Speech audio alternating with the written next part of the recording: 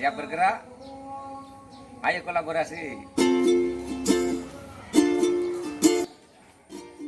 Perkenalkan, nama saya Isneni Cahyanto, CGP Angkatan 1, SMP Negeri 3 Luwiliang, Kabupaten Bogor. Saya alhamdulillah 9 bulan mengikuti pendidikan guru penggerak dari Kemdikbudristek. Sesuatu yang luar biasa, mendapat sesuatu pengalaman yang luar biasa, ilmu kolaborasi dengan rekan-rekan seluruh Indonesia. Check it out. Lewat pendidikan guru penggerak, saya memperoleh ilmu pertama, filosofi KHD. Bagaimana kita harus bisa menghargai bakat minat anak-anak murid yang ibarat seorang petani, harus bisa mengolah bibit itu menjadi tumbuh kembang maksimal. Tentunya harus menyiapkan lahannya, irigasinya, pemberian pupuknya, nutrisinya yang pas sehingga murid itu bisa berkembang dengan maksimal sesuai bakat minatnya. Sesuatu yang harus kita praktekkan sebagai guru, karena sejatinya kita itu adalah melayani generasi anak-anak kita yang harus kita pupuk, kita olah, kita ajari sesuai dengan zamannya. Nah, bagaimana caranya agar kita bisa melayani murid-murid kita? Karena sejatinya murid itu, generasi emas kita, itu adalah aktor utama di dalam pembelajaran kita. Jadi kalau aktor utama, maka kita itu guru hanya sebagai pelayan, ya, menyiapkan bahan ajar yang pas sesuai dengan kebutuhan anak. Nah, ini yang namanya pembelajaran berdiferensiasi. Kita siapkan bahan ajar ini sesuai gaya belajar anak. Minat anak apa? Jadi kita harus benar-benar kaya konten. Nah, lewat pembelajaran berdiferensiasi, menurut saya itu sesuatu yang luar biasa.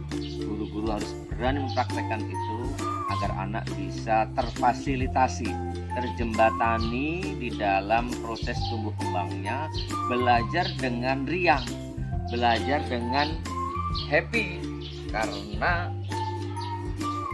kita hanya menuntun saja. Jangan memaksakan anak dengan praktek coaching. Bagaimana kita harus bisa memposisikan kita sebagai partner anak. Jangan kita ngasih tahu. Nggak boleh begitu ya, nggak boleh. Tapi dengan kebiasaan positif, perilaku positif, budaya positif di sekolah, ini benar-benar anak sebagai aktor utama yang luar biasa. Jadi sayang kalau kita tidak manfaatkan, kita praktekkan pembelajaran berdiferensiasi ini. Jadi bukan merepotkan guru, tetapi justru dengan memfasilitasi anak tumbuh kembang sesuai dengan bakatnya, itu pasti nanti akan menghasilkan kepuasan, kebahagiaan saat anak-anak bisa mendapat pengalaman belajar yang wow. Kenapa? Karena aktivitas belajarnya menyenangkan, sesuai dengan hobi mereka, sesuai dengan gaya belajar mereka. Dan kita sebagai guru juga tidak kaku, tidak harus memberikan produk yang dikumpulkan, harus bahan bakarnya ini, medianya ini, kemudian waktunya.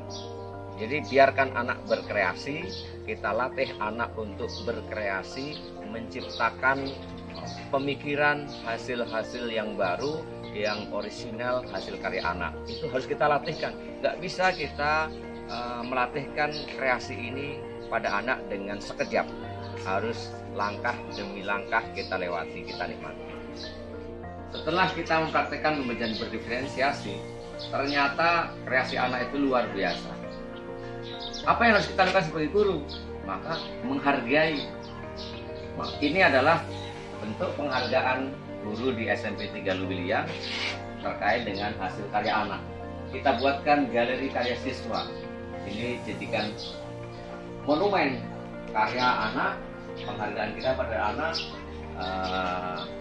sehingga kapanpun nanti anak main ke sekolah, saat melihat karyanya dipajang, itu pasti ada kebanggaan tersendiri.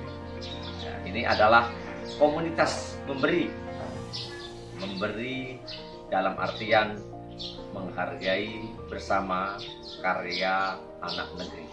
Nah, ini komunitas di SMP 3 Luwiliang, penerapan dari pembelajaran pendidikan guru penggerak.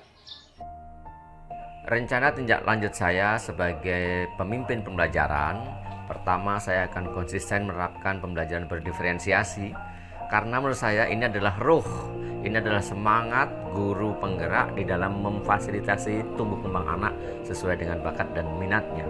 Kemudian saya yang keduanya akan menerapkan budaya positif secara konsisten, mempengaruhi anak-anak komunitas yang saya bentuk bersama dengan CGP yang lainnya, yaitu komunitas memberi, untuk biasa menghargai bersama karya anak negeri. Kemudian yang ketiganya, saya akan konsisten untuk menularkan ilmu saya kepada rekan-rekan yang lain, entah itu di rekan-rekan di SMP Negeri 3 Luwiliang ataupun di komunitas lainnya.